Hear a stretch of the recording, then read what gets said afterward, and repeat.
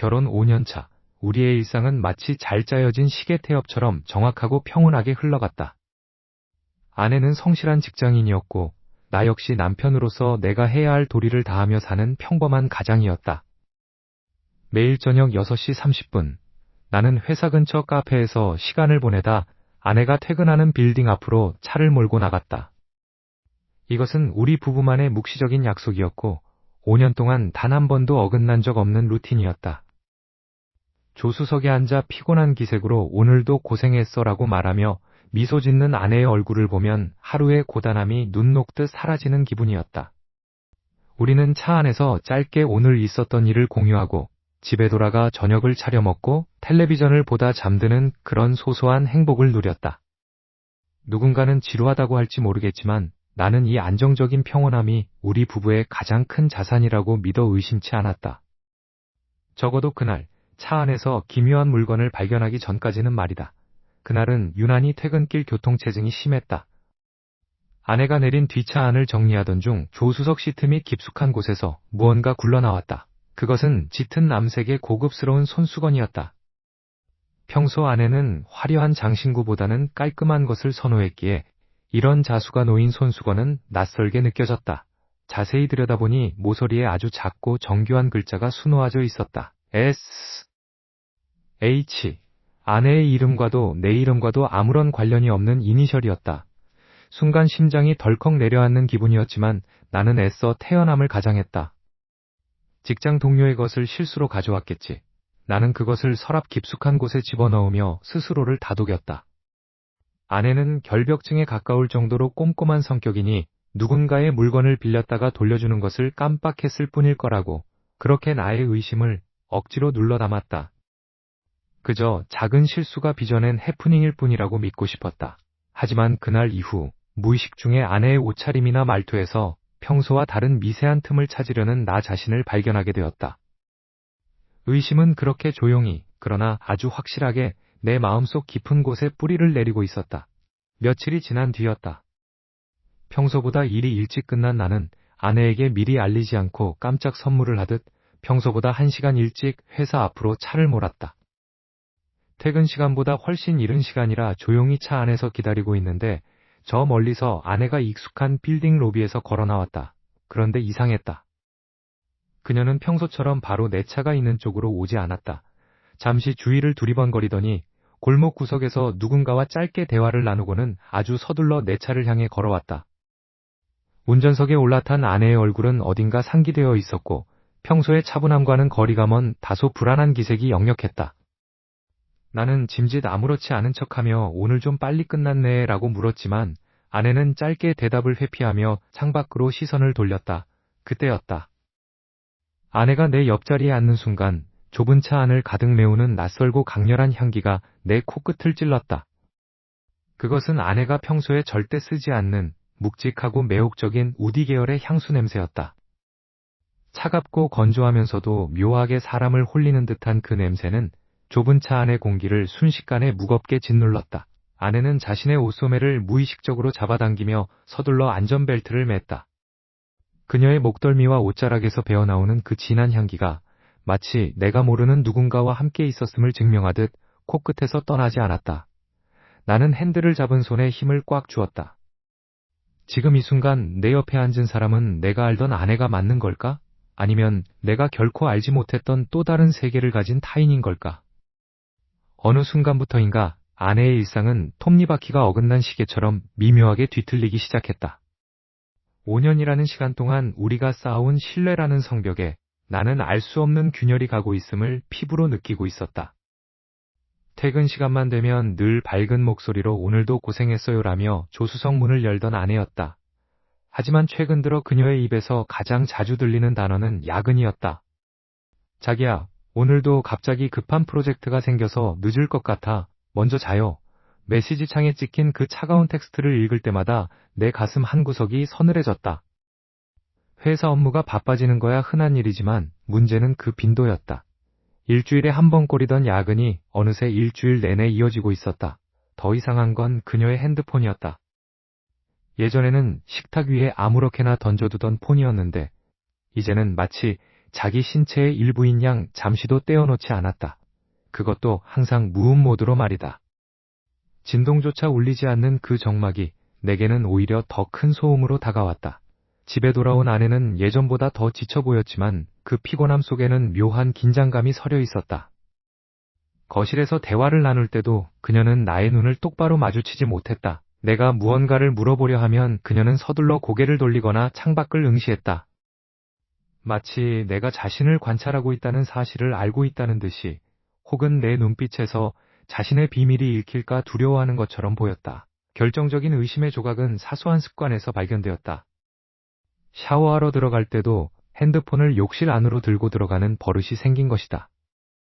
습기가 가득한 그 좁은 공간에서 그녀는 무엇을 그렇게 서두르며 확인하는 걸까? 문 밖에서 들려오는 물소리 사이로.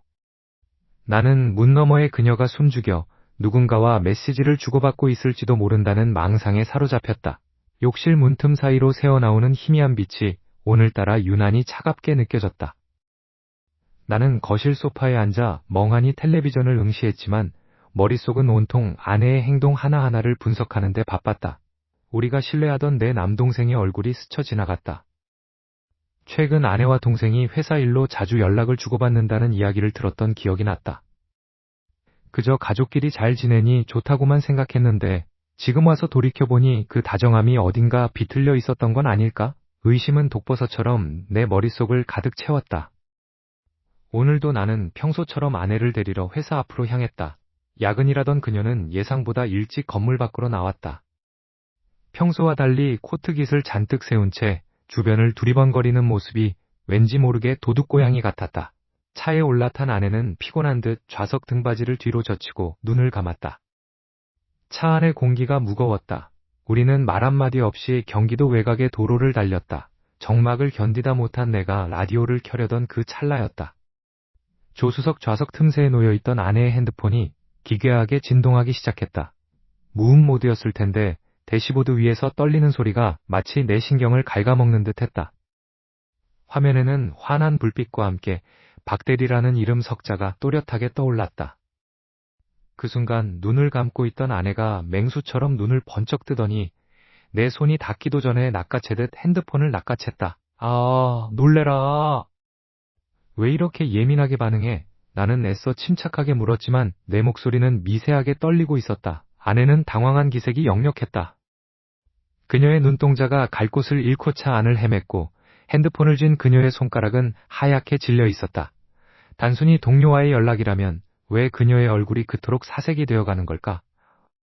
정적 속에서 그녀의 거친 숨소리가 들려왔다. 이것은 결코 평범한 야근의 뒷이야기가 아니라는 확신이 내 온몸을 휘감았다. 아내를 향한 나의 의심은 서서히, 그러나 아주 깊숙하게 일상의 틈새를 파고들기 시작했다. 차분함을 유지하려 애썼지만 머릿속에서는 끊임없이 최악의 시나리오가 영화 필름처럼 돌아갔다. 5년이라는 시간 동안 쌓아온 신뢰가 고작 손수건 한 장과 몇 번의 침묵 때문에 이렇게 흔들릴 수 있다는 사실이 스스로도 믿기지 않았다. 하지만 내 직감은 그 어느 때보다 날카롭게 곤두서 있었다. 그날 밤 아내가 샤워하러 욕실에 들어간 사이 나는 떨리는 손으로 그녀의 스마트폰을 확인했다. 잠금 화면을 풀고 가장 먼저 확인한 것은 통화 기록이었다. 예상대로 최근 기록은 깨끗하게 삭제되어 있었다. 문자 메시지함 역시 마찬가지였다. 마치 누군가 치밀하게 증거를 인멸한 것처럼 의심스러운 흔적은 어디에서도 찾을 수 없었다. 나는 몰래 준비해두었던 위치 추적 앱을 그녀의 폰에 설치했다.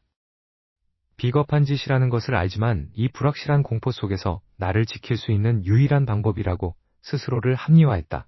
다음 날부터 나는 보이지 않는 그림자가 되었다. 그녀가 야근이라고 말하며 집을 나설 때마다 나는 멀찍이 떨어져 그녀의 뒤를 쫓았다.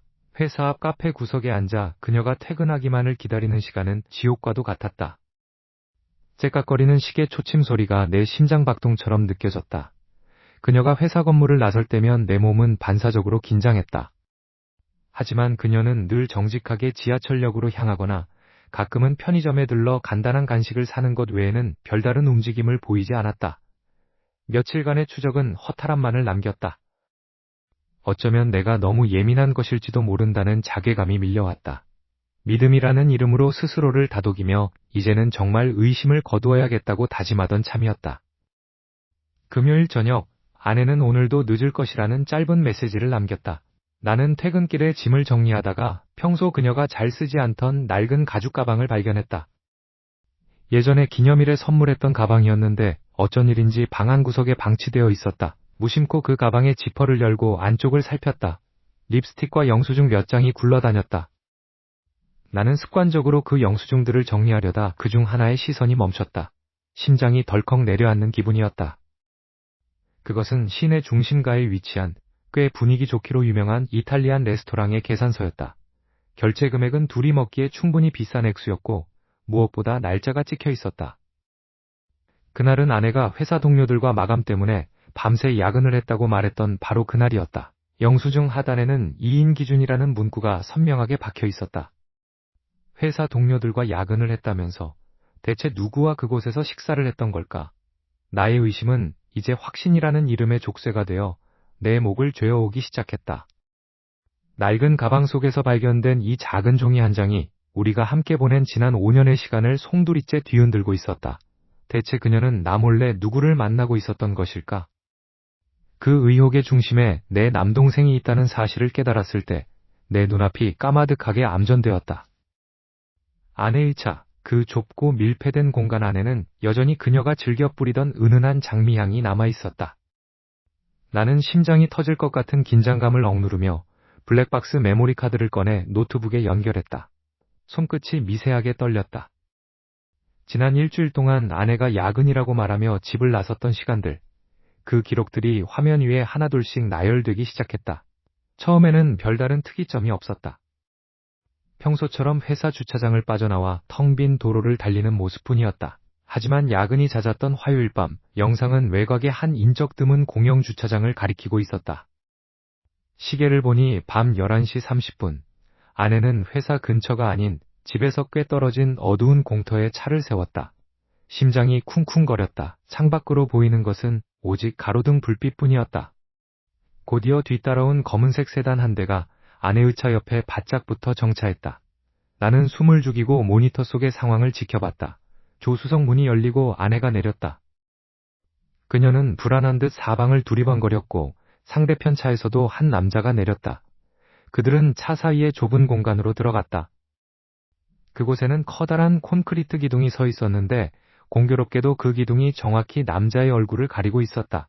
나는 마우스를 클릭해 화면을 확대하고 밝기를 조정하며 애를 썼다. 하지만 기둥의 그림자와 자동차의 실루엣 때문에 남자의 이목구비는 도저히 보이지 않았다. 분통이 터질 것 같았다. 대체 누구야 저놈은? 나는 낮은 목소리로 욕설을 내뱉었다. 화면 속에서 아내와 그 남자는 무언가 긴밀하게 대화를 나누는 듯했다.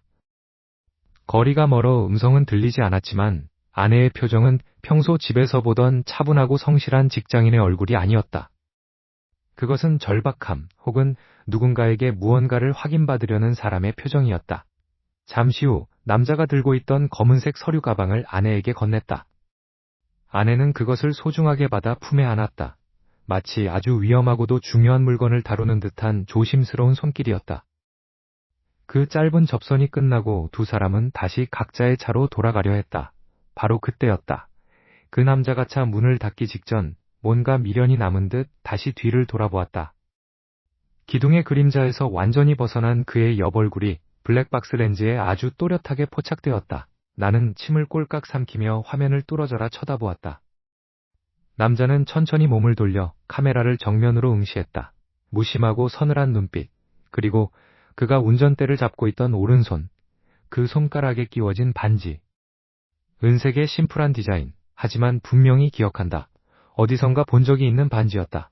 나의 기억 속 한 장면, 아내가 결혼기념일 선물이라며 나에게 보여주었던 그 디자인과 똑같았다. 아니, 정확히 말하면 내 동생, 항상 나를 형이라 부르며 살갑게 굴던 그 녀석의 손가락에 끼워져 있던 바로 그 반지였다. 화면 속 남자의 입꼬리가 기묘하게 올라갔다. 마치 내가 지금 이 영상을 보고 있다는 것을 알고 있기라도 한 듯 그는 서늘한 미소를 지으며 차에 시동을 걸었다. 나는 노트북을 덮을 힘조차 잃고 의자에 깊숙이 파묻혔다. 믿었던 세상이 순식간에 무너져 내리는 소리가 들리는 듯했다. 차가운 공기가 방 안을 가득 채웠다. 아내는 오늘따라 유독 평온해 보였다. 퇴근길, 나는 평소와 다름없는 표정으로 운전대를 잡았다. 조수석에 앉은 아내는 오늘 회사에서 있었던 힘든 일들을 조곤조곤 늘어놓았다. 마치 아무런 비밀도 없는 사람처럼 지극히 평범한 일상을 연기하는 그녀의 목소리를 듣고 있자니 속에서 알 수 없는 뜨거운 무언가가 치밀어 올랐다. 블랙박스 영상 속에서 보았던 그 낯선 사내와 주고받던 그 은밀한 서류 가방, 그 기억이 내 머릿속을 날카로운 파편처럼 찌르고 있었다. 나는 억지로 입꼬리를 올리며 맞장구를 쳤지만 내 손은 핸들을 잡은 채 잘게 떨리고 있었다. 오늘도 야근이었어? 요즘 부쩍 일이 많네. 나는 룸미러를 통해 아내의 눈을 살폈다. 아내는 잠시 멈칫하더니 자연스럽게 창밖으로 시선을 돌리며 대답했다. 응, 프로젝트 마감 기한이 얼마 안 남아서 그래요. 팀장님이 이번에 꼭 성과를 내야 한다고 다들 비상이야. 그녀의 목소리는 한치의 흔들림도 없었다. 나는 결심했다. 여기서 더 참으면 내가 미쳐버릴 것 같았다. 그런데 아까 퇴근할 때 보니 회사 정문이 아니라 뒷골목 쪽 주차장에서 나오던데? 거긴 왜 갔어? 아내는 짐짓 당황한 표정을 짓더니 이내 피식 웃었다. 아, 거기는요. 정문이 너무 밀려서 차 돌리려고 잠깐 간 건데 그걸 어떻게 봤어요? 당신 나 감시해요? 말투는 장난스러웠지만 그녀의 눈은 웃고 있지 않았다. 아내는 주머니에서 휴대폰을 꺼내더니 화면을 내게 들이밀었다. 그곳에는 그녀의 회사 동료들과 나눈 업무 메신저 내용이 빼곡했다. 시간대별로 정확하게 기록된 업무 보고, 야근을 독려하는 팀장의 지시사항들까지. 너무나 완벽했다. 아니, 완벽해서 오히려 비현실적이었다. 내가 보았던 그 어둠 속의 장면들이 혹시 내 착각이었을까? 내 의심이 만들어낸 망상이었을까? 아내의 치밀한 증거 앞에서는 나조차 내 기억을 믿을 수 없게 되었다. 내가 너무 예민했나 봐. 요즘 피곤해서 헛것을 봤나 보네. 내가 스스로를 깎아내리며 한숨을 내쉬자 아내는 부드럽게 내 팔을 쓰다듬었다. 당신 요즘 나 때문에 스트레스 많이 받죠? 우리 주말에 교회로 드라이브라도 가요. 예전처럼. 그녀의 손길은 다정했지만 나는 왠지 모를 소름이 돋았다. 나는 억지로 고개를 끄덕이며 차를 집 주차장에 세웠다. 집으로 들어가는 엘리베이터 안, 정적은 숨이 막힐 듯 무거웠다. 도대체 무엇이 진실이고 무엇이 거짓인지 알 수 없는 혼란 속에서 나는 내가 정말 미쳐가는 건 아닌가 하는 공포에 사로잡혔다. 아내는 현관문을 열며 가볍게 웃었다. 당신 진짜 왜 그래요? 옛날에 우리 아빠가 돌아가셨을 때 당신이 내 손 꼭 잡고 해주던 말 기억나요? 그때도 지금처럼 당신 혼자서 말도 안 되는 상상하다가 나 힘들게 했었잖아. 우리 동생이 옆에서 당신 붙들고 얼마나 진땀을 뺐었는데. 순간 뇌리를 강타하는 통증과 함께 심장이 덜컥 내려앉았다. 아버지가 돌아가셨던 그날 내 곁에 있었던 건 나뿐이었다. 내 동생은 그날 해외 출장 중이라 우리 가족에게 연락조차 닿지 않았었다. 아내는 대체 누구와 그 시간을 공유하고 있는 것일까? 그녀의 입에서 나온 그 말은 내가 믿어왔던 현실의 틈을 산산조각 내기에 충분했다. 나는 아무 말도 하지 못한 채 그저 얼어붙은 표정으로 그녀를 바라볼 뿐이었다.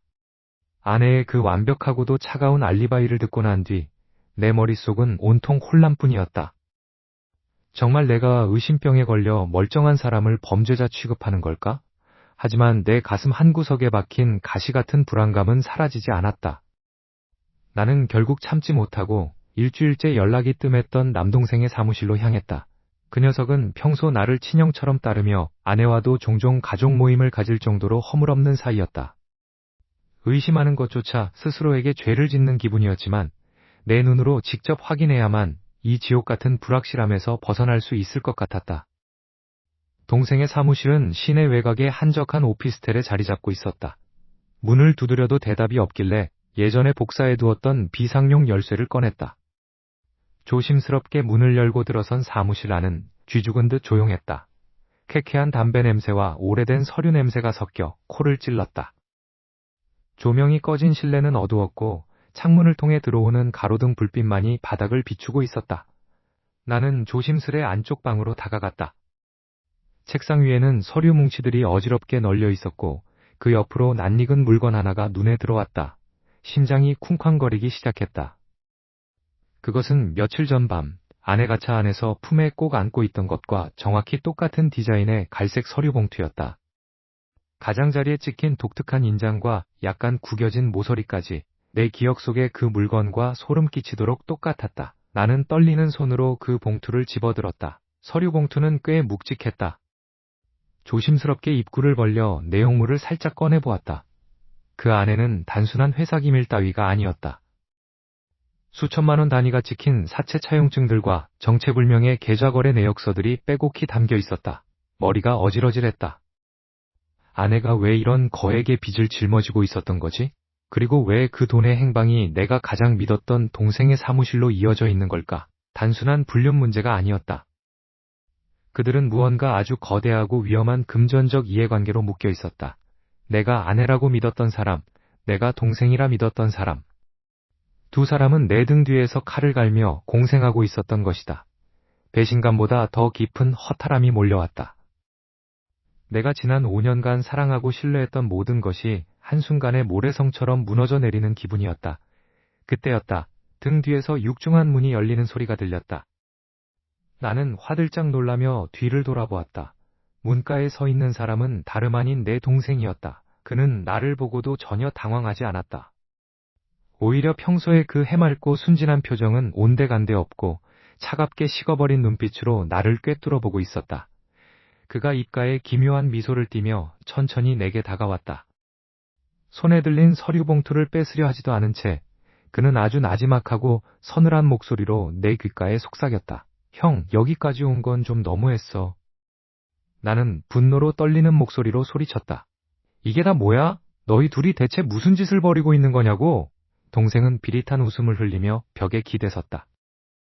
그는 담배를 하나 꺼내 물려다 말고 나를 빤히 응시했다. 그 눈빛은 마치 어리석은 광대를 내려다보는 듯한 오만함으로 가득 차 있었다. 그는 잠시 침묵을 지키다가 창밖의 어둠을 배경으로 아주 잔인한 질문을 던졌다. 형은 자기가 정말로 형수님을 완벽하게 이해하고 있다고 생각해요? 5년이라는 세월 동안 형이 본 건 그저 그녀가 연기한 아주 얄팍한 껍데기일 뿐이야. 아, 정말 불쌍해서 어쩌나. 형은 자기 아내에 대해 아무것도 모르는 거잖아요. 그가 다시 한 걸음 가까이 다가와 내 눈을 똑바로 쳐다보며 낮게 읊조렸다. 형, 솔직히 말해봐요. 형은 자기 아내를 진심으로 사랑하긴 했던 건가요? 아니면 그냥 자기가 만든 환상을 사랑했던 건가요? 안타깝지만 형은 그 여자의 진짜 얼굴을 마주할 자격조차 없는 사람이에요. 형, 솔직히 말해봐. 형은 정말로 형이 자기 아내를 다 안다고 확신해요? 어느 날부터인가 내 휴대폰에는 정체불명의 메시지들이 날아들기 시작했다. 처음에는 스팸인 줄 알았으나 그 내용은 점차 구체적인 나의 일상을 파고들었다. 형, 요즘 정신적으로 많이 힘들어 보이던데 병원 상담이라도 받아보는 게 어때? 혹은 우리 형이 언제부터 이렇게 예민하고 공격적인 사람이 됐지? 가족들이 다 걱정하고 있어. 동생이었다. 그 다정했던 목소리로 내 인생을 서서히 조여오기 시작한 것이다. 나는 떨리는 손으로 동생에게 전화를 걸어 당장 만나자고 했다. 카페 구석진 자리에서 마주한 동생의 얼굴은 평온하다 못해 서늘하기까지 했다. 그가 먼저 입을 열었다. 형, 아내한테 들었어. 형이 요즘 집에서 혼잣말도 하고 이유 없이 화를 낸다며? 그 스트레스가 나한테까지 전달되는 것 같아서 솔직히 좀 무서워. 어처구니가 없었다. 거짓말이었다. 나는 그 누구보다 이성적으로 버티고 있었다. 하지만 그가 던진 말은 단순히 나를 모함하는 수준이 아니었다. 그는 이미 우리 집안 단톡방과 양가 친척들에게 나의 불안정한 상태를 기정사실화하고 있었다.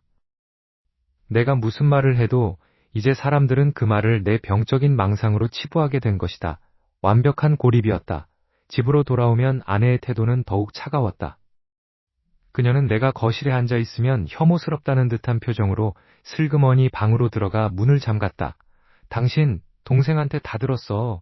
나를 의심하고 미행했다며. 제발 정신 좀 차려. 당신 같은 사람과는 더 이상 대화할 수 없어. 아내는 내 눈을 피한 채 싸늘한 독서를 내뱉었다. 며칠 전까지만 해도 내게 거짓 미소를 지어 보이던 그녀는 이제는 노골적으로 동생의 편을 들었다. 두 사람이 한 공간에 있다는 사실만으로도 나는 숨이 막혀왔다. 부엌에서 무심코 컵을 떨어뜨려 깨지는 소리가 나자 아내는 비명을 지르며 밖으로 뛰쳐나갔다. 이웃들이 힐끗거리며 우리 집을 쳐다보는 시선이 느껴졌다. 창밖에서 아내를 다정하게 다독이며 나를 경멸 어린 눈으로 올려다보는 동생의 모습이 보였다. 그들은 나를 병자로 만들기로 작정한 것이 분명했다. 나는 거실 한가운데 멍하니 앉아 있었다.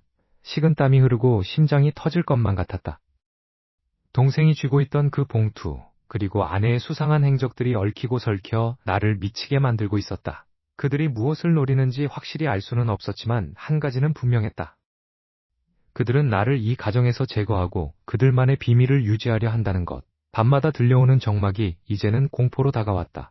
동생은 이제 나에게 문자로 대놓고 경고했다. 형, 더 이상 발악해봤자 형만 손해야. 지금이라 순순히 물러나는 게 형의 인생을 위해서 좋을 거야. 나는 휴대폰을 집어던졌다. 온몸에 힘이 빠져나가는 기분이었다. 그날 밤, 나는 한숨도 자지 못한 채 텅 빈 거실을 서성였다. 내가 무엇을 잘못했길래 이런 지옥 속에 빠져야 하는가? 모든 것이 무너져 내리는 기분 속에서 나는 식탁 위에 놓인 서류 봉투 하나를 발견했다. 퇴근길에 우편함에서 가져왔던 것이다. 낯선 법무법인의 로고가 박힌 봉투를 뜯는 내 손가락이 미세하게 떨렸다. 그 안에는 내가 상상조차 하지 못한 내용이 담겨 있었다. 아내가 보낸 이혼 소장. 거기에는 내가 지난 몇 달간 저지른 적 없는 가정 내 정서적 학대 및 폭력에 대한 구체적인 묘사와 증언들이 적혀 있었다. 동생의 진술서가 결정적인 증거로 첨부되어 있었다. 소장 마지막 장. 법적 효력을 발휘할 차가운 글자들이 내 눈을 찔렀다. 나는 이제 완전히 끝났다. 그들의 계획은 이토록 치밀하고 잔인하게 내 삶을 파괴하고 있었다. 약속 장소인 카페는 평소보다 유독 차갑게 느껴졌다. 창밖으로 떨어지는 빗줄기가 오늘따라 내 신경을 더 예민하게 긁어댔다. 나는 구석진 자리에 앉아 떨리는 손을 꽉 쥐었다. 잠시 후 문이 열리고 아내와 남동생이 나란히 들어왔다.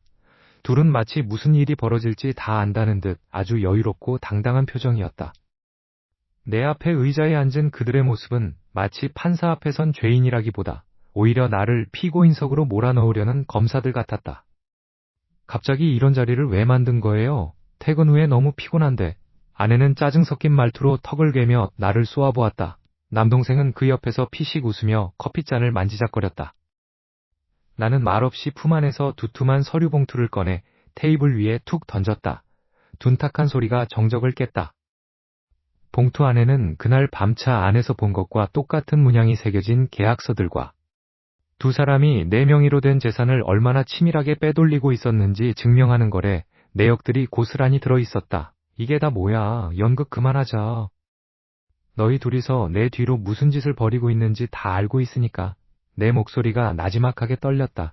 처음에는 분노였지만 지금은 극도의 배신감과 허탈함이 심장을 짓눌렀다. 아내는 봉투를 훑어보더니 비웃음을 흘렸다. 그녀의 눈빛은 더 이상 내가 알던 그 따뜻했던 아내의 것이 아니었다. 차갑게 식어버린 눈동자 속에는 오직 탐욕만이 가득했다. 남동생은 이제 더는 감출 필요가 없다는 듯 다리를 꼬며 삐딱하게 몸을 기대었다. 형, 정말 끝까지 갈 거야? 우리가 이걸 왜 하는지 진짜 몰라서 물어? 형은 그저 이 모든 걸 합법적으로 처리하기 위한 도구였을 뿐이야. 남동생의 말에 나는 숨이 턱 막혔다. 믿었던 혈육과 사랑했던 아내, 두 사람이 한 통속이 되어 나를 파멸시키려 했다는 사실이 뼈저리게 다가왔다. 이들은 우리 부부의 공동재산을 사전에 처분하고 내 명의의 빚을 떠넘긴 뒤 흔적도 없이 사라질 계획을 세우고 있었다. 내가 회사에서 땀 흘려 일하는 동안 이들은 내 일상을, 내 미래를 야금야금 갉아먹고 있었던 것이다. 너희 정말 인간이야? 어떻게 우리 사이에서 어떻게 가족끼리 이런 짓을... 가족? 그 말은 좀 웃기네. 아내가 차가운 얼음 같은 목소리로 내 말을 잘랐다. 그녀는 주머니에서 작은 메모리 카드를 꺼내 테이블 위로 밀어놓았다. 내가 수집한 증거들은 그저 빙산의 일각일 뿐이라는 듯 그녀의 태도는 여전히 여유로웠다. 나는 치밀어 오르는 분노를 참으며 경찰에 신고하겠다고 소리치려 했다. 내 손이 휴대폰을 향해 뻗어나가는 순간 남동생이 내 손목을 낚아채듯 잡았다. 그는 내 귓가에 입을 가까이 대고 소름 끼칠 정도로 낮은 목소리로 속삭였다. 형, 경찰? 신고하면 형부터 감옥에 가야 할 텐데 형이 정말 이 집안의 장남이라고 믿어? 형의 그 가증스러운 신분, 그 근본 없는 출생의 비밀, 누나가 다 알고 있는데 진짜로 이걸 까발릴 거야? 그 순간 내 머릿속이 하얗게 전멸했다. 신분, 출생의 비밀, 아내의 차가운 눈빛이 나를 꿰뚫고 있었다. 그녀는 처음부터 이 모든 것을 알고 있었던 것이다. 내가 어떤 사람인지, 내 뿌리가 무엇인지. 나는 굳어버린 채 미소 짓고 있는 두 사람을 바라보았다. 내가 무너뜨리려 했던 것은 사실 나 자신의 전부였을지도 모른다는 생각에 등골이 서늘해졌다. 책상 위에 놓인 두툼한 서류 봉투가 오늘따라 유난히 무겁게 느껴진다. 이 안에는 아내와 내 동생이 지난 몇 년간 치밀하게 준비해온 횡령의 증거, 그리고 그들이 나의 재산을 어떻게 갈취하려 했는지에 대한 모든 기록이 담겨 있다. 창밖으로 보이는 서울의 야경은 평소처럼 화려하고 차갑다. 저 불빛 아래 어디쯤에선가 그들은 여전히 나를 조롱하며 자신들의 안위를 챙기고 있겠지. 나는 떨리는 손으로 서류의 마지막 장을 넘겼다. 경찰서에 제출하기 직전의 고소장, 그리고 금융계좌 추적 결과들. 이것들을 공식적으로 접수하는 순간 내 평온했던 5년의 결혼 생활은 산산조각이 날 것이다. 단순히 이혼이라는 단어로는 부족하다. 가족이라 믿었던 사람들의 추악한 민낯을 법정에서 마주해야 하고 그 과정에서 겪을 사회적 매장과 비난은 고스란히 내 몫이 될 것이다. 정말 이렇게까지 해야 할까? 입 밖으로 나온 내 목소리가 텅 빈 서재에 낮게 깔렸다. 복수심은 차갑게 식어버렸고 그 자리엔 허탈함만이 가득 찼다. 사실 지금 당장이라도 이 봉투를 불태워버리고 모든 재산을 그들에게 넘겨준 뒤 이 도시를 떠나버리면 그만이다. 그렇게 하면 적어도 그들은 나를 정신적으로 문제가 있는 형이자 남편으로 낙인 찍은 채 자신들의 기만적인 행복을 계속 이어갈 것이다. 나는 모든 것을 잃겠지만 내 손에 피를 묻히지 않고 그저 비겁하게 숨을 수 있다. 하지만 내 마음 한구석에서는 또 다른 목소리가 소리친다. 정의는 실현되어야 한다고. 그들이 나를 속이고 서로의 배를 불리기 위해 얼마나 많은 기만을 일삼았는지 세상에 알려야 한다고. 동생의 비열한 웃음과 아내의 차가운 눈빛이 뇌리를 스친다. 그들은 내가 이렇게까지 할 줄은 꿈에도 모르고 있을 것이다. 내가 그들을 믿었던 것처럼 그들도 나의 무능함과 나약함을 철석같이 믿고 있으니까. 나는 창가로 다가가 담배 한 대를 꺼내 물었다. 불을 붙이자 매캐한 연기가 폐부 깊숙이 들어왔다. 연기 사이로 비치는 내 얼굴은 예전에 그 평온했던 남자의 모습이 아니었다. 의심으로 얼룩지고 배신감에 찌든 망가져버린 한 인간의 표정이었다. 만약 내가 여기서 멈춘다면 그들은 승리자가 되어 살아가겠지. 내가 이 서류를 제출한다면 나는 승리할지 모르지만 나 또한 무너질 것이다. 탁자 위에 놓인 휴대폰이 짧게 진동했다. 아내에게서 온 메시지다. 언제 들어와? 동생이랑 같이 저녁 먹으려고 기다리고 있어. 아무 일도 없었다는 듯 너무나도 태연한 그 문장이 오히려 소름 끼치게 다가왔다. 나를 완벽하게 조종하고 있다고 생각하는 그들의 자신감이 느껴졌다. 나는 휴대폰을 내려놓고 다시 서류 봉투로 시선을 돌렸다. 고소장에 찍힌 내 도장은 차갑다. 지금 이 순간 나는 갈림길에 서 있다. 모든 것을 파멸로 몰고 가서 그들에게 죄의 대가를 치르게 할 것인가? 아니면 그 모든 기억을 묻어버리고 나만의 새로운 시작을 위해 빈털터리가 되어 떠날 것인가? 정의를 부르짖으며 파괴를 선택할 것인가? 아니면 비겁하지만 평화로운 종말을 선택할 것인가? 나는 천천히 옷을 챙겨 입었다. 가방 안에 서류 봉투를 집어넣는 내 손길은 더 이상 떨리지 않았다. 현관문을 열고 나가면 그들이 기다리는 집으로 갈 수도 있고 혹은 이 모든 것을 끝낼 경찰서로 향할 수도 있다. 나는 문고리를 잡고 잠시 망설였다. 내가 내릴 이 결정이 과연 나의 구원일까 아니면 또 다른 지옥의 시작일까? 나는 천천히 고개를 들어 거울 속에 비친 나를 응시했다. 당신이라면 이 상황에서 어떤 선택을 하겠는가? 사랑했던 사람들의 추악한 민낯을 세상에 까발려 그들의 삶을 무너뜨리는 복수를 택하겠는가? 아니면 모든 것을 뒤로 한 채 이름 모를 곳에서 다시 시작하는 비겁한 도망자가 되겠는가? 내일 아침이 오면 나는 더 이상 이 집으로 돌아오지 않을 것이다. 과연 나는 어디로 발걸음을 옮기게 될까?